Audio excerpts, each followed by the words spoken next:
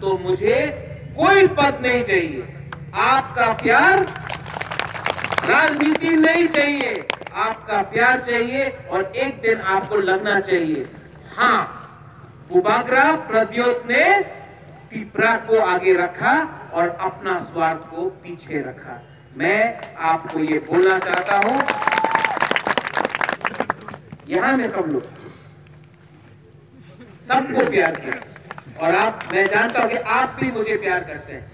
मैं दिल से बोलता हूं, सामने में कोई कागज नहीं है जिससे पढ़ के स्पीच पढ़ता हूं। आप एक रहिए और एक दिन आएगा ये हाँ में हम परिस्थिति अपना बदलेगा, ये हाँ में एक तीसरा होगा। बेलाय नो हम भाई, आपने हमको यहाँ में मौका दिया, सब लोग एनसी बाबू सब लोग आपने मौका दिया यहाँ आने के लिए, आपने सम्मान दिया, प्यार दिया, मुझे भी बहुत अच्छा लगा। आने वाले दिन में जो भी प्रोग्राम होगा अगर मुझे बुलाया तो मैं अटेंड करूंगा। बेलाय नो हम भाई, धन्यवाद, खुलुखा, थैंक